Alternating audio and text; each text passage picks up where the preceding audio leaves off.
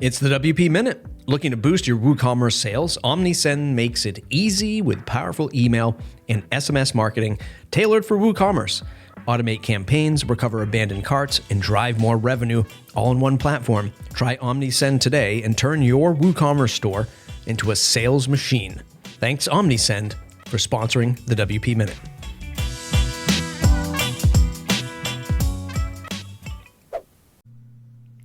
Hey everyone, welcome to another edition of the WP Minute. I'm your host, Eric Karkovac, and today I have a very special guest, Jake Goldman, the founder and president of 10up, a very well-known WordPress agency. Jake, welcome and thanks for coming. Thank you. That introduction is a good lead-in, I guess, for our conversation later. Not sure it's what I go by these days, but that's the news. That's right. We've got some big news to spill on that. But before we really dig into where you're at now, I did want to talk to you a little bit about your origins. You, as the founder of 10up, can you tell me a little bit about how you got started with 10up and what the mission was back in those days? Sure. So 10up started back in 2011, which feels incredibly long ago now, very different world than we live in 2025. At the time, I had been in agencies, professional services for the better part of really, if you go back deep, including part-time roles for over a decade at that point. It spent, at that point, 4 or 5 years in management roles and services businesses focused on making websites, focused on digital experiences. I'd sort of long had the itch to start a business, start my own practice. Although, as I've said many different places, I felt that it was useful to have that experience first, learn from others, have mentors. Circa 2011, the sort of short version is a little bit of a falling out with the company that I was working with at the time, just in terms of alignment with that founder's vision. And having been his first hire, having helped him build that team up to about 18 to 20 as a sort of Providence and Boston-based firm. And I was focused on open source and a new breed of CMSs and solutions for our customers.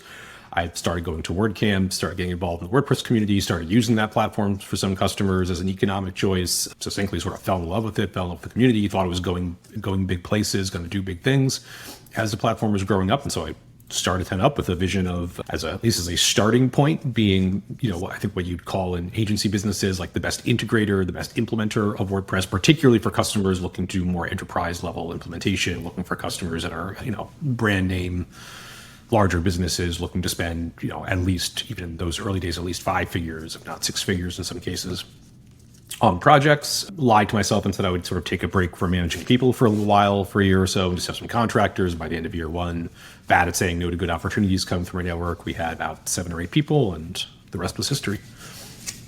Yeah, I mean, you have had a lot of success, it seems like, in that enterprise area. And I was just kind of wondering, how did that go in the early days? Because WordPress, of course, started out as a blogging platform. A lot of folks, in the corporate world may not have known about it as its potential for doing enterprise. What kind of challenges did you face in doing that?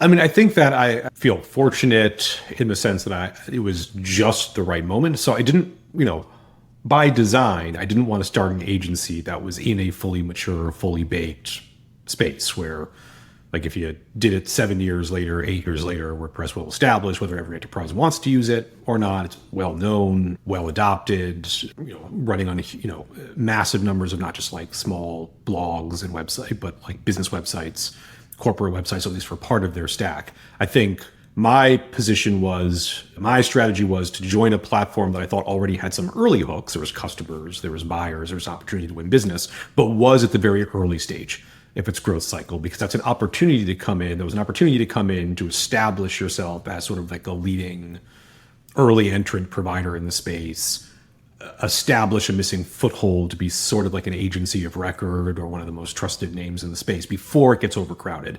So you're right to say that it wasn't like fully immersed in enterprise in the way that it would over the ensuing decade. But I would also say that was more advantage than disadvantage for the long-term strategy. It did, circa 2011, which is why I started the business, already have some entrance in that space now. They're mostly what I would say, we can haggle over the definition of enterprise. They're mostly what I would say was sort of mid to large size businesses, maybe not the largest corporations in the world, with one big exception, which is it was already starting to get quite a bit of adoption and interest in the enterprise space for publishing. So as a blogging sort of news-centered platform, you already had, frankly, some of like the largest news publications in the world, even in 2011, looking at it as a great economical, at the time, ahead of its time, user experience for publishing articles and stories. So good early customer base in media and publishing, all into what you could call the enterprise buyer, already adopting or looking at actively adopting WordPress. Good early entrants in mid to larger size businesses, but also early enough in its life cycle that you could grow with the platform as it expanded and got more adoption. In terms of like challenges with that, I mean, it had its reputation of being a bit more of a blogging platform in some quarters. And, I think we had early pioneers with things like Drupal, or you could even argue Linux, or I don't know that like open source in 2011 had the same reticence. I felt that a lot like before I started the company in 2004, 2005, 2006. I felt there was a lot of skepticism about what is this kooky communist thing where we give away our source code. But I feel like by 2011, that was sort of in the background. It was more about, whether it showed up with the kind of teams and businesses and capabilities and deeper taxonomy and content management capabilities that a large enterprise would expect from a bigger platform. Okay. Yeah, I mean, as you say, at that point, Linux was very well spread up throughout the corporate world, and open source, was definitely a thing at that point. So not necessarily a new concept to these companies. It was just maybe one more tool than, I guess, coming online for them. Yes. So as part of 10up's reputation here within the WordPress community, I mean, you've had obviously the big enterprise clients, if folks don't know, you worked on the whitehouse.gov site in the Biden administration, which I cannot think of a more high pressure situation for any agency to deal with. But then you also released some nice plugins that you still maintain in the community, like ElasticPress, Safe SVG. I know you've got Classified right now. That's an AI-focused plugin. How does that balance for you, giving back these free plugins that you're maintaining still for the community, and kind of building your name there as well at the lower level, like at the freelancer level, as opposed to just the the big wigs in the White House and places like that? I mean, there's a few things to say there. No, that we generalize it or hazard, but the quote unquote big wigs aren't necessarily finding Classify or certainly not Safe SVG on their own. But there's a few things to say there. One, the extensions that we pour most of our investment into, which is not like Safe SVG, which is a pretty useful but very specific sort of micro plugin, but things like I think of our flagship plugins as things like ElasticPress, connecting Elasticsearch to WordPress for better search performance and in general querying performance, and like smarter like cross content recommendations, things like Distributor that solve pushing and sharing content between multiple sites in a sort of SEO safe and a very intuitive way. You mentioned Classify, certainly one of our big flagship plugins at the moment, bringing AI technologies into WordPress. I don't actually think those are necessarily extensions that are designed to appeal to the freelancer working at a couple small business sites. Most of them are not going to buy Elasticsearch or that kind of integration. Most of them are not thinking about multiple websites sharing content. Maybe they're going to tinker with AI, but you also have to have like ChatGPT Pro subscriptions and all the rest to be able to really take full advantage of that extension.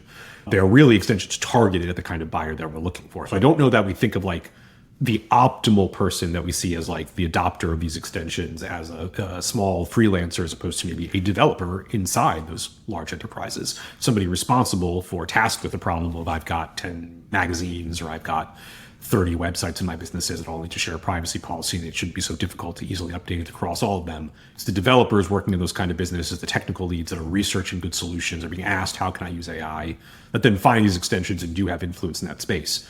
At the same time, I would also say I very much have a rising tide lifts all boats kind of philosophy, which is while these extensions do primarily target as its primary audience, influencers and developers and larger businesses, and B, authentically help us solve problems for our clients without having to do it over and over and over again for every customer. The third avenue here is like having a good set of AI solutions that are open and accessible and can show people how to do it, available to the entire community, from the smallest freelancer to the technically savvy blogger who has one website to the largest companies in the world with developers, makes all of us better.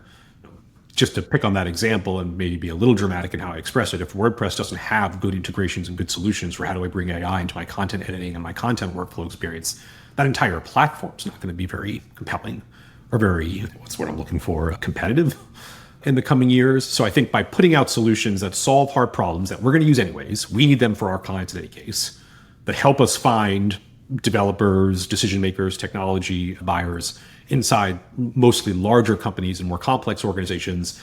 And on top of that, helps the entire ecosystem solve hard problems, make WordPress look better, make WordPress a more compelling option for businesses. You know, it only makes all of us better.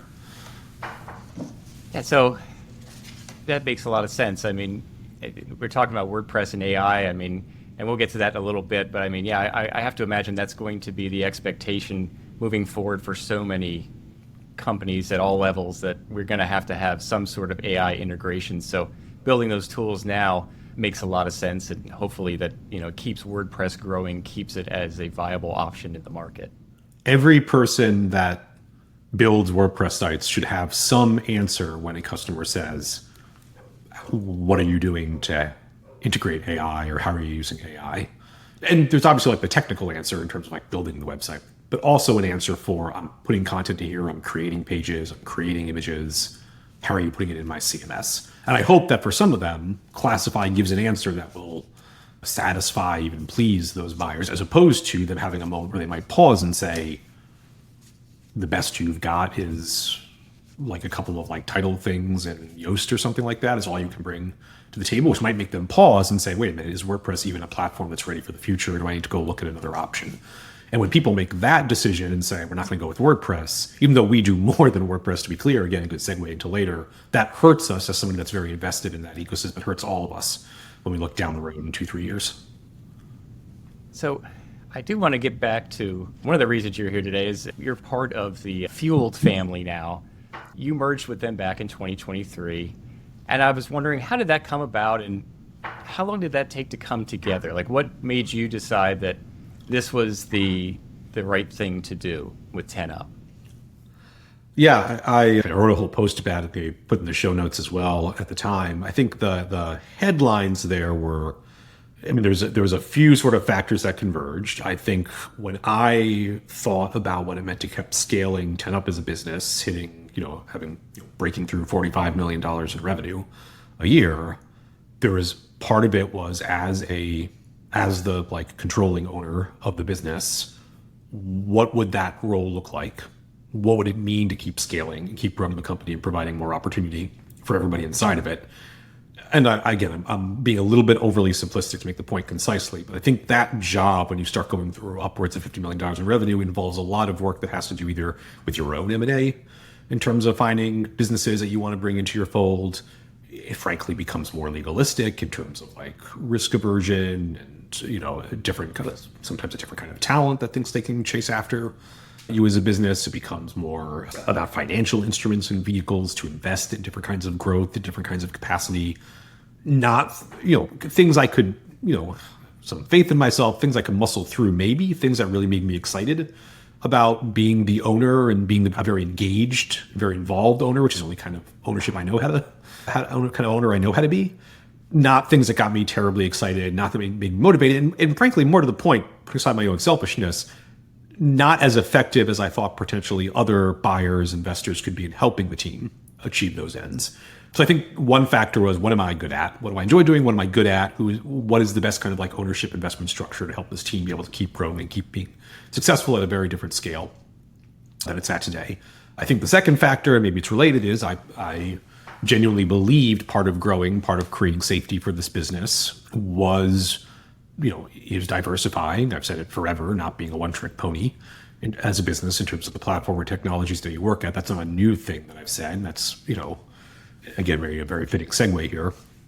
10up was not just WordPress, but we were about 85% WordPress in terms of our projects. And I know the word carries a negative connotation. I don't really mean it with a negative connotation, but I kind of feel like we were typecast as being WordPress. Like I could go to conferences with the biggest agencies and shops, and many of them, would be familiar with 10up, but the almost, the blessing and the curse is the almost like reflex reaction. Oh, the WordPress agency, right? So I found that the journey of trying to authentically, both from a market positioning, expand on that in terms of how we're known, and the ability to sort of like move as fast as I would want to be able to make sure that we're better diversified as a business in our capabilities, was just something that would happen much faster through M&A than it was going to happen through trying to do it independently and autonomously.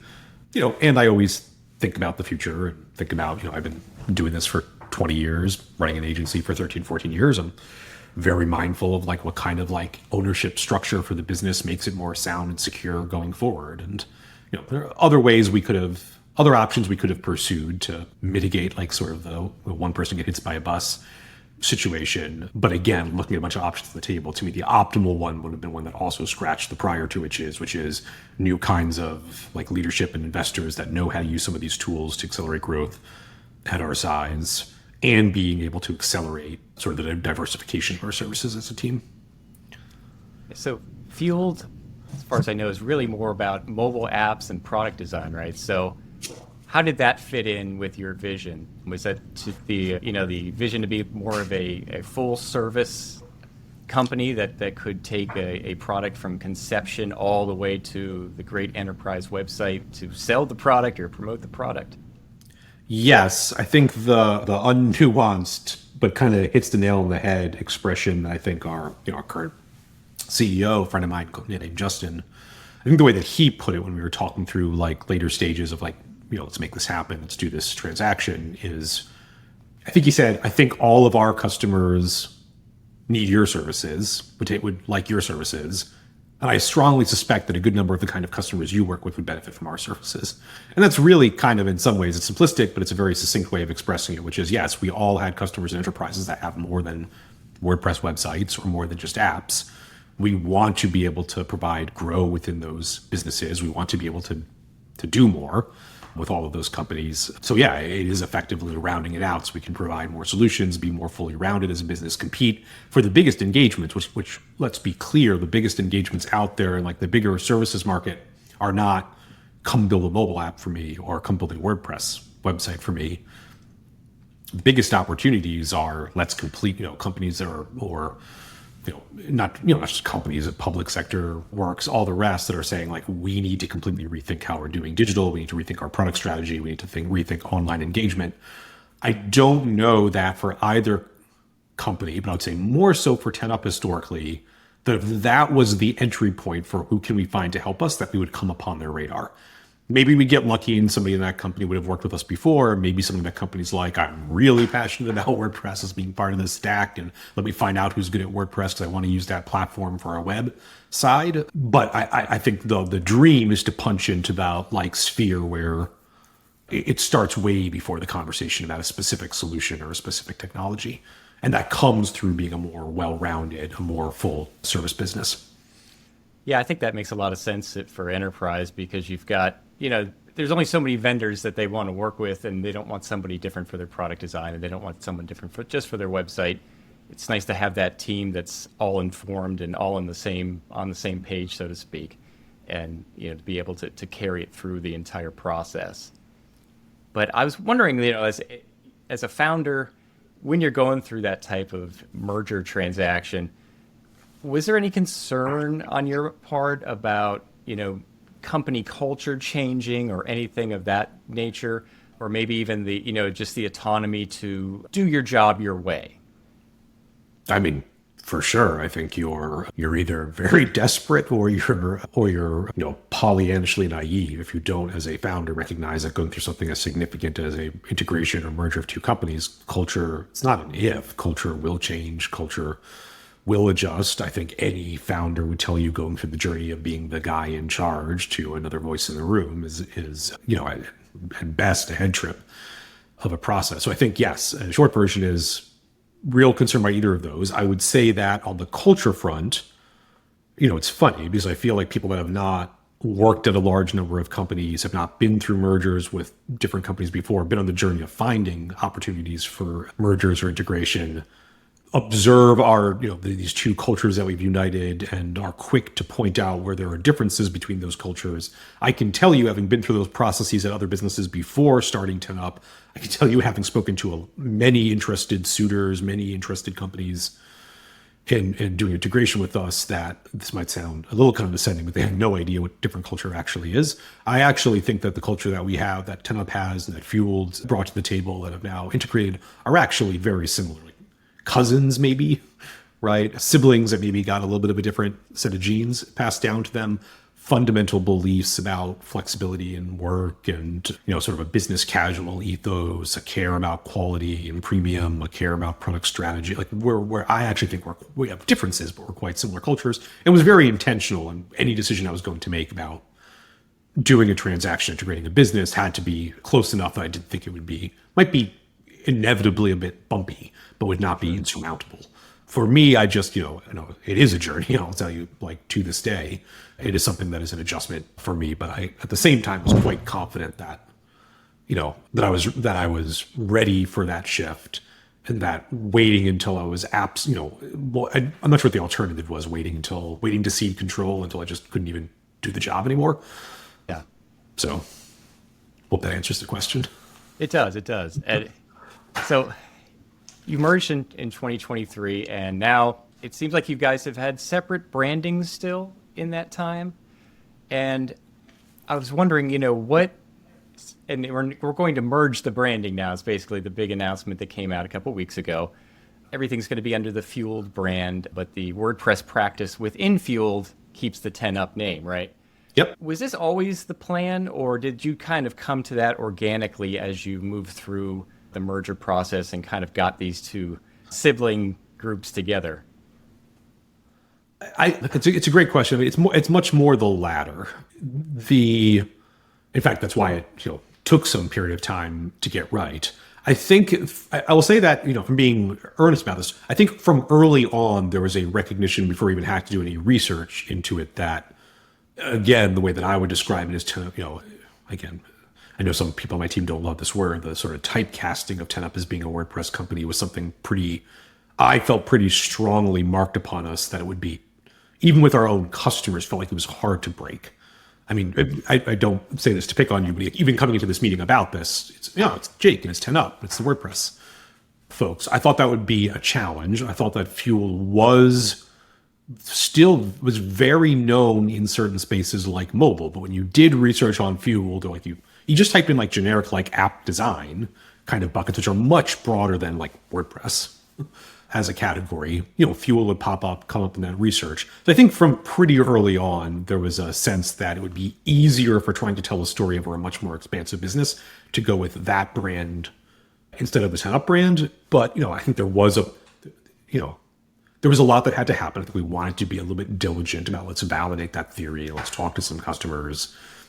Let's stress test a few of these ideas. I think we also very much had the notion that it would feel wrong to simply say, truly being an integration of two businesses, not just one company folding into the other. It would feel wrong. It would be wrong to simply say it's just the Fuel brand as it was, with 10up in a new position. So I think we also felt very strongly that there had to be a brand refresh. There had to be a new brand story, to make it clear that even though we're building on the capital of an existing branding, that this is something different. This is something refreshed. This is something, I'm trying to find a different word than different, meaningfully different together than it was as two different brands, or the old Fuel brand. Any particular challenges in doing this kind of rebrand? I mean, obviously it's a big step for these two companies to, this merged company to kind of take on that new identity and sort of reposition yourself. I mean, absolutely. I mean, it took 18 months. I think it's hard to even know where to start. I mean, the challenges range from internal culture ones. I think it's easy for people that came from what we call legacy 10up, the old standalone business of 10up, to feel, if improperly handled, improperly structured as a brand refresh, to feel like it's a sidelining, which is not the intention, but it can feel like that to the team. So there are cultural implications of making this kind of announcement when you choose to go through a whole brand refresh. I think when you have two very storied, dare I say, at least in their respective spaces, iconic brands, there's a lot of risk to getting it wrong, to feel like you regressed as a business. So I think, at least from my point of view, I wouldn't say the goal should ever be perfectionism, but a certain seriousness about like, let's make sure that we do this right. Let's make sure that we don't get one, from my point of view, one chance to really tell a story about who we are together and what that brand expression is together and what we look like together. And even launching a new website from the leaders in the the WordPress space is a project you take seriously. So everything from like marketing to literally just the grit of going through and making sure everything, you don't even realize how many old like internal tools with your brand name and your icon you have slapped on it until you go through that process. So yeah, everything from down in the weeds tooling to culture investment and buy-in to taking seriously the work of making it public so it reflects well and everybody gets it and it connects. All of it's challenging. Does this rebrand kind of change your focus at all, or are you kind of still in the same space you were in terms of the your daily duties and where you want to help? The merger has certainly changed what I do compared to before. The brand changed specifically, not particularly, other than to the extent that I put a good amount of my time and work into helping the rebrand effort. Today, I carry the title of, which I probably should have told you before the intro. Today, I carry the title of partner at the business Fueled, which I suppose is a way to sort of nebulously make it clear that I am a major shareholder in the business. I still carry a lot of like influence in the company, and I'm involved in like, and can be sort of get applied to get involved in specific projects that are good uses of my energy and experience. But I am not, the CEO of the business. I'm not in the corner office. I actively consult with what we call the platform executive team, the most senior leaders. I'm in some of their channels still, but I don't even go to those weekly exec meetings. Right now, I have sort of reset myself to give myself some space to make this adjustment. I would say, if you exclude some of this like brand refresh work over the last couple of months that took a big toll, I'm probably, I'm working about somewhere around a 30-hour a week schedule, which from coming down from maybe 50 hours when you're the guy, plus when you're the guy in charge. And I help some select deals and sale opportunities or in strategic accounts where I can be helpful. But most of my time today is actually focused on storytelling and marketing, and at least the public side of marketing. So I was very involved in this website refresh, very involved in like our blog posts, case study publication, social media. And I guess I'm having a blast doing it. Yeah, I imagine the dip in your schedule there, the work hours. Do you know what to do with yourself with those other 20 hours? I can imagine. Sometimes I don't. Sometimes I find myself slipping back into work. I don't really, punch the clock, so I find myself wondering if I'm actually doing 30 hours at the end of the week. I mean, yes and no. Yeah, I mean, for sure. Sometimes there are weeks where it's not that I dislike it, but it's certainly it's certainly an adjustment sometimes when you're used to not quite adrenaline, but sort of the like go pace that you adjust to, learn to live with, where you do sort of find yourself sitting back and saying, what am I going to do with myself? And is what I'm going to do with myself anywhere near as meaningful or as productive as what I used to do with myself to occupy my time? But, on par, I don't think so. I think, I feel more like, what's the word? Not recovery, but a bit of like re-energizing myself happening in this time definitely was, a grind for me in terms of how I showed up as an owner across that many years. So decompression, I think, is the word that I'm looking for. And, I don't talk much about my personal life. Like I have a daughter, she's 9 years old. It's a precious moment. We used to have like her and after school programs and everything else. I gotta 3 out of 5 days of the week, I gotta sign off at 2:00 to go pick her up and make sure she gets something to eat, bring her to after school activities. So it keeps me occupied and distracted. Well, that's a great thing. That's healthy for you, healthy for her, and it's nice to be able to take that step back. I imagine after so many years, as you said, grinding, in that founder mentality. One kind of last thing I want to ask you about a little bit is the tech stack for this new Fueled website, because I saw you turned it around in about 8 weeks, which, I mean, for something that size has got to be quite the achievement. So congratulations on that. And I also noticed that it's using full site editing, which is still kind of, a lot of people like myself are still on the fence about using it for production environments.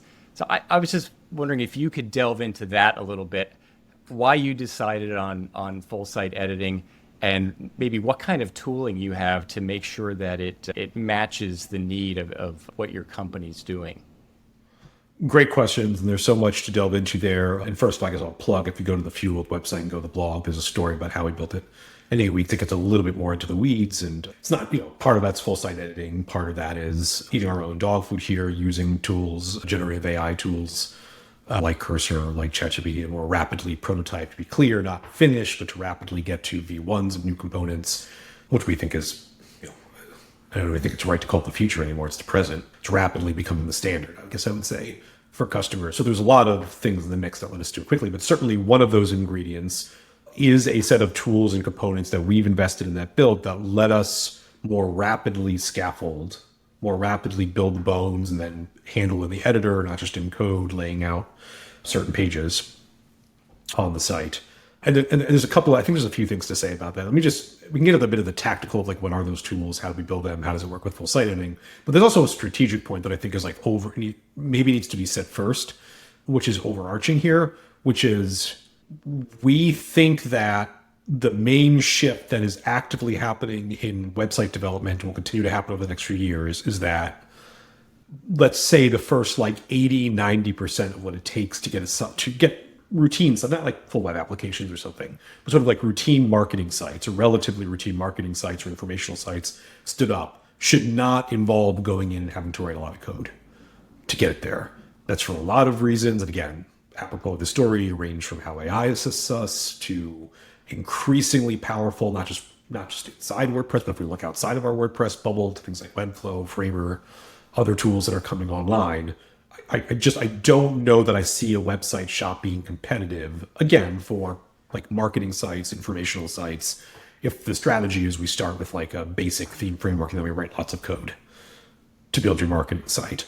We don't necessarily think budgets will go down, but there's going to be a higher expectation of what you can do that's custom and unique, that's specific to your brand with that budget, and a higher expectation that more time is spent, I think, frankly, on creativity, on design, on thinking about, on testing, on measurement and analytics, on personalization, and not on just like basic site construction. So that hypothesis, part of that hypothesis, to make that hypothesis true for us, if we're going to keep using WordPress as one of our major platforms, which we'd like to do, is to make sure that we have a really strong toolkit so that we can, at least by our standards, really keep costs under control for the basic engineering of getting a site stood up and getting very quickly into the browser. So we're not talking in theory on boards, but we can experiment with layout and see how it actually feels when you're looking at it on different devices and different screen sizes with the animation and all the rest. So it's a bit of a rambling strategic prelude to say that we have an internal toolkit that we've built, which is our flavor of a theme and a set of tools and blocks and components for full site editing. So it's what you get with WordPress, and then there's a good amount of like customization on top of that. Features that we've added to the editor. I'm trying to think how to explain it in plain terms, like customizations that have to do with like the panels that are in the dashboard, what we show, what we expose, what we hide in there, and a decent number of custom block components that we see which continues to grow, that we see as solving very common, very repeating needs, things like accordions in the sites to alternative variations on like what nav would look like. So it's not just like vanilla WordPress full site editing, but that is the foundation. You have a strong toolkit instead of block components and resources on top of that. I think it's also important to say, maybe this is obvious, but it is not, especially for a site like that, it is not that we are doing all the construction in the editor. There's still a decent amount of like building some custom blocks and components. There's still CSS that's being edited in the background. So it's maybe a little bit more hybrid than I'm making it sound like. You could, by our standard, by Fueled or 10-up practice standards, we can do relatively leanly sites that just use that toolkit and use a set of like pattern, like, theme.json, for those of you here, your listeners that know that, like color, typography, right, a set of customizations on it. We could do actually a pretty decent site, but the typical site is not no code. I would say it's just much lower code. Yeah, it's a nice opportunity, it sounds like, to kind of refocus your energies, like you said, on creativity and find different things that you can focus on, and you're not just stuck writing code all day. And why isn't this PHP working the way it should? Everything is just kind of, comes together a little bit nicer in that. And if you can get the tools right, and this is what like Webflow and others have figured out, there is a real power in like the designers and the creatives and the content makers being able to work in the actual canvas. Right. It is just, to me, it is palpably different to be able to go into WordPress or another for a full page editing experience. And even if you can't get it 100% of the way there, to get 85, 90% of the way there, this feels right. This looks good. And I kind of resize my browser. Like to actually play inside the tools, both for efficiency, so you're not coming up with things that look good in a static mock-up that are just infeasible right on a website, and also for the creative process. Maybe a whole other podcast, but the whole thing about the way that, like, for a while, website development was getting so complex it was becoming impossible for more design creative folks to actually work in the tools of making a website. That I think we've lost something in that. So I think there's something I like about getting back to, putting designers, again, being able to work in laying out pages. And then again, to be clear for us, it's usually like you get 90% of the way there, and then a good friend of the developer's like, oh, I see what you're trying to do. Let me override in the CSS sheet behind it, or let me add a new property to that component, or change the block in this way. So it's a collaboration. Yeah, it's definitely, I'm sure, changed from the early days of 10 Up and how the approach is and everything. But I want to just ask one more question here. I know your time's precious. Where do you see this combined brand being in a year? What are your hopes?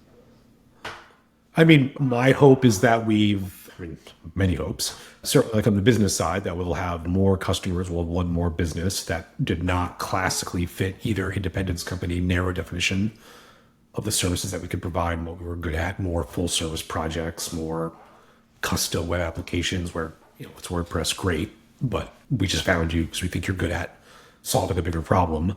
I think from certainly from the marketing side, I hope that within 1 year that, everybody that's familiar with the 10up brand from the ecosystems where we played in historically, like the WordPress ecosystem, is familiar with and immediately identifies with the Fueled brand that we are inside of now, and that nobody's confused or doesn't know who Fueled is when they mention 10up. So I guess I could list 50 more, but maybe those are the two that will resonate here. Well, I really appreciate your time today, Jake. And where can folks find you online? Tell us all about that fancy new website and that people can check out. I mean, certainly go to fuel.com and check out the new website. There's some great blog posts on there about, there'll be more about sort of what the brand refresh decision frame, what that idea, what that strategy behind the brand refresh was, as well as things that are a bit more technical about like how we built the new site and leveraged new tools. And then for me personally, I think the best place to connect with me, although I'm actually quite behind, I have to update my profile. I'll be able to do after this recording, is to go to LinkedIn and just look for me, Jake Goldman, search for Fueled or Jake Goldman and 10up, and I'll pop up there. Okay, awesome. Well, thank you so much for being a part of this. Appreciate you filling us in on your history and where the future lies for Fueled. And good luck with the future. Thank you. Great talking to you. Thanks for listening to the WP Minute. This episode is brought to you by our amazing pillar sponsors, Pressable, OmniSend, Bluehost, and Kinsta. Without their support and the support from our WP Minute Slack members, this content wouldn't be possible. Thanks to our Foundation Plus sponsors, Hostinger, Big Scoots, ThemeIsle, Optimal, PatchStack, Weglot, Personalized WP, Deploy HQ, and WP World. Their recognition to help support independent WordPress media keeps the lights on. Want to support the WP Minute through sponsorship or joining our members-only Slack? Visit WPMinute.com/support.